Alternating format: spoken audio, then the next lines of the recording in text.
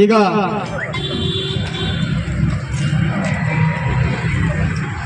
ಆಮ್ ಆದ್ಮಿ ಪಾರ್ಟಿಯ ಈಗ ನಮ್ಮ ಸುಂದರ್ ಗೌಡರು ಪ್ರತಿಭಟನಾ ಸಭೆಯನ್ನು ಉದ್ದೇಶಿಸಿ ಮಾತಾಡ್ತಾರೆ.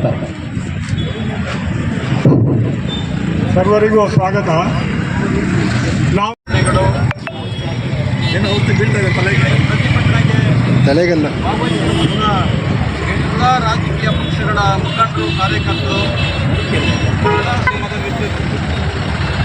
ಒಂದು ಕಡೆ ಕೊಪ್ಪಳದಲ್ಲಿ ಕರೋನಾ ಎಂಬ ಸಂಬಂಧಪಟ್ಟ ಹಾಗೆ ಈಗಾಗಲೇ ಒಬ್ಬನ್ನ ಅರೆಸ್ಟ್ ಮಾಡಿದ್ದಾರೆ. ನಮಗೆ ಬಹುಶಃ ಇಲ್ಲಿ ನಾವು ಇವತ್ತು ಚಳವಳಿಯಲ್ಲಿ ತಾವಲ್ಲ ಏನು ಹೊಸದಾಗಿ ಏನು ಕಾಣ್ತಾ ಇಲ್ಲ ಯಾರಿಗೂ. ಅದರಲ್ಲೂ ಇತ್ತೀಚಿನ ದಿನಗಳಲ್ಲಿ ನಾವು ಯಾರ ಮೇಲೆ ಭರವಸೆ, ಅಲ್ಪಸಂಖ್ಯಾತರಿಗೆ, ಈ ದೇಶದ ಎಲ್ಲ ಶೋಷಿತ ವರ್ಗದವರಿಗೆ ಸಂಜೀವಿನಿ ಆಗುತ್ತೆ, ಅವರಿಗೆ ಅನುಕೂಲ, ಮಹಿಳಾ ಹಕ್ಕಿಗಾಗಿ ಹೋರಾಟ ಮಾಡ್ತೇವೆ. ಆದರೆ ಇವತ್ತು ಅಭಿವ್ಯಕ್ತಿ ಸ್ವತಂತ್ರ ನಶಿಸಿ ಹೋಗ್ತಿದೆಯೇ ಹೊತ್ತು ಅದನ್ನ ಮೇಲ್ಸ್ತರಕ್ಕೆ ತರಲಿಕ್ಕೆ ಯಾರೂ ಕೂಡ ಪ್ರಯತ್ನ ಮಾಡ್ತಾ ಇಲ್ಲ ಅನ್ನೋದು. ಧರ್ಮಸ್ಥಳಕ್ಕೆ ಹೋಗಿ ಬಂದಿದ್ದೀರಿ, ಭಕ್ತಿಯ ವಿಚಾರದಲ್ಲಿ ಹೋಗಿ ಬಂದಿದ್ದೀರಿ.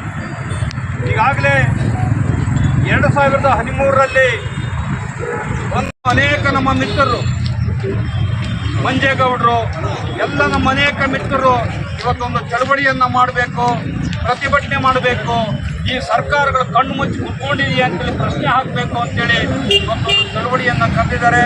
ಇವತ್ತು ಈ ಚಳವಳಿಯಲ್ಲಿ ತಾವೆಲ್ಲ ಪಾಲ್ಗೊಂಡಿದ್ದೀರಿ. ಹಾಗೆಯೇ ಏನೀಗ 5-6 ವರ್ಷಗಳಿಂದ ನಿರಂತರವಾಗಿ ಚಳವಳಿ ನಡೀತಿದೆ, ಆ ಥರ ಚಳವಳಿಗಳು ನಡಿಬೇಕು.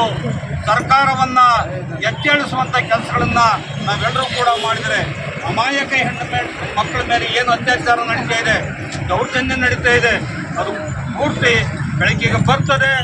ಕಾನೂನುಬದ್ಧವಾಗಿ ಅವರಿಗೆ ಶಿಕ್ಷೆ ಆಗ್ತದಂತೆ ನಮಗೊಂದು ನಂಬಿಕೆ ಇದೆ. 16 ವರ್ಷಗಳಿಂದ ನಾವು ಹೋರಾಡ್ತಾ.